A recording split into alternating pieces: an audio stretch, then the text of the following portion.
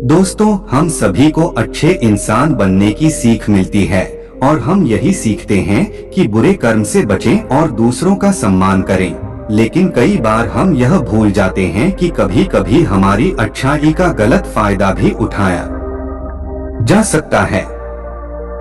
अच्छा इंसान किसे पसंद नहीं आता।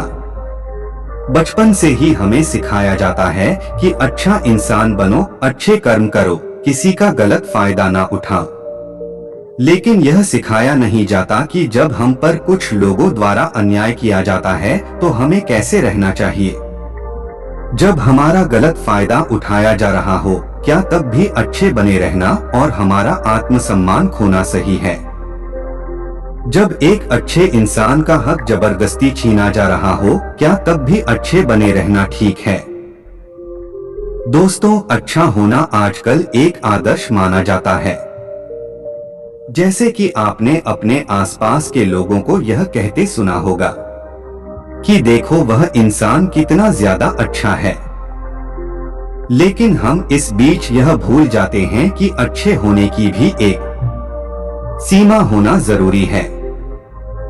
हमें यह याद रखना चाहिए कि हद से ज्यादा अच्छा होना भी अच्छा नहीं होता, और अगर हम यह भूल जाएंगे तो यह दुनिया हमें यह बार बार याद दिलाएगी और साबित करेगी कि हद से ज्यादा अच्छा होना भी अच्छा नहीं होता। अक्सर आपने यह देखा होगा कि जो जितना अच्छा होता है उसे उतना ही दुख मिलता है। पर ऐसा क्यों? व्यक्ति हमेशा दूसरों की भावनाओं और जरूरतों को अपने आप से अधिक महत्वपूर्ण मानता है और इसी कारण वह खुद को एक कठिन स्थिति में पाता है।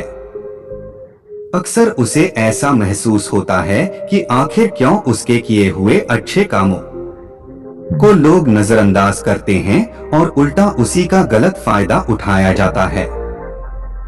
कभी ज्यादा काम करवाने से लेकर तो कभी उसे बिना कोई महत्व देकर नजरअंदाज करने तक किसी के लिए हम अच्छा करते हैं तो वहीं से हमें दुख प्राप्त क्यों होता है? आमतौर पर जब कोई आदमी कभी क्रोध कर दे या दुखी होकर किसी को भला बुरा कह दे तो हम उसे बुरा समझने लगते हैं। ऐसा आपके साथ भी हुआ होगा कि आपने कभी ना कभी तंग होकर किसी को कुछ भला बुरा कह दिया होगा और सिर्फ उसी कारण आप लोगों के नजरों में बुरे माने जाने लगे। और जैसे कि कर्म और फल का नियम कहता है, बुरे कर्मों का परिणाम बुरा मिलेगा। आज तक आप यही समझते आए हैं कि सिर्फ बुरे कर्मों का फल बुरा होगा, लेकिन आज की इस कहानी के बाद आप यह समझ जाओगे कि अच्छा इंसान के साथ भी बुरा हो सकता है।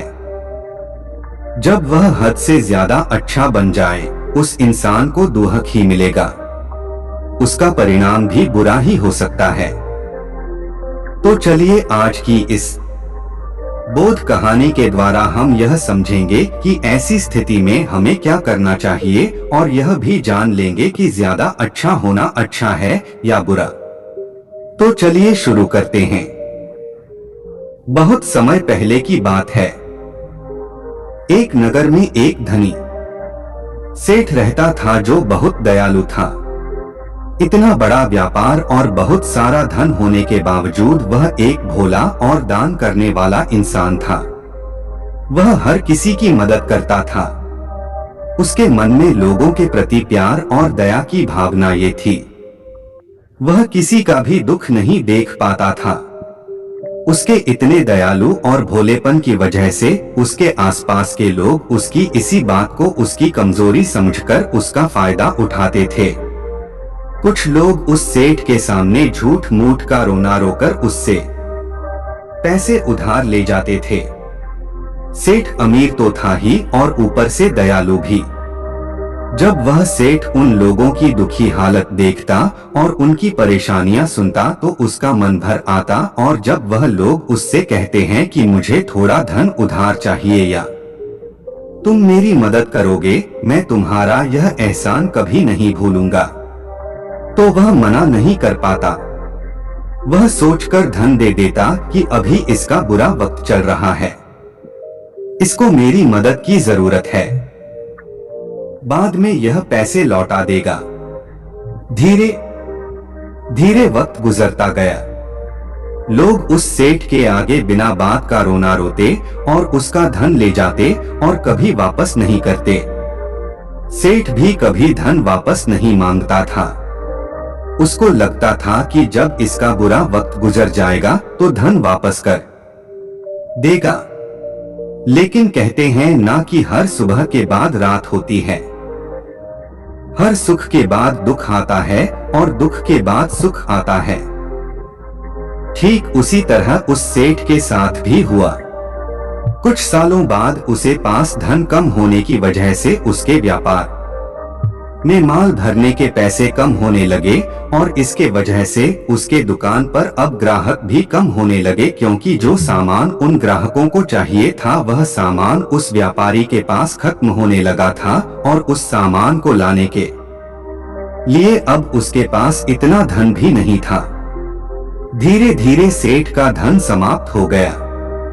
एक समय था जब वह सेठ अपने नगर के अमीर लोगों में आता था, पर आज उसके पास पैसे नहीं थे। ऊपर से ढेर सारा कर्ज उसे बाजार से लेना पड़ा।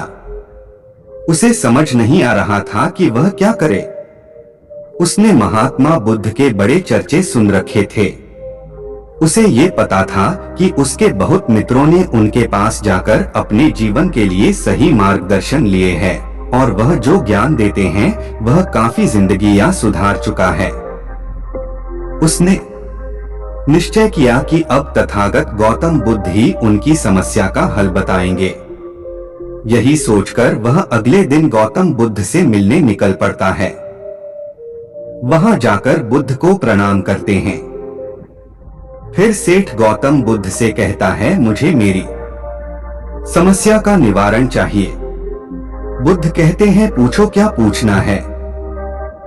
फिर सेठ उन्हें सारी बातें बताता है कि कैसे वो लोगों की मदद करके अमीर से गरीब हो गया, कैसे उसने बस लोगों की बुरी हालत देखकर अपने व्यापार के पैसे उन्हें मदद करने के लिए दे दिए और आज वह खुद जरूरतमंद हो गया है।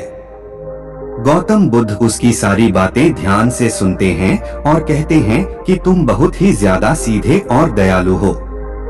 जरूरत से ज्यादा सीधा होना भी हमारे लिए मुसीबत पैदा कर सकता है।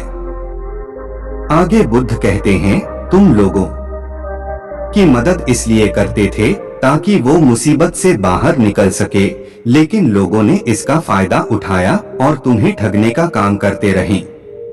उस सेठ ने कहा, आप बिल्कुल सही कह रहे हैं बुद्ध। मेरे दुखों का अगला पाठ देखने के लिए तैयार रहना कल शाम 7 बजे इसी चैनल पर। तब तक के लिए नमस्कार।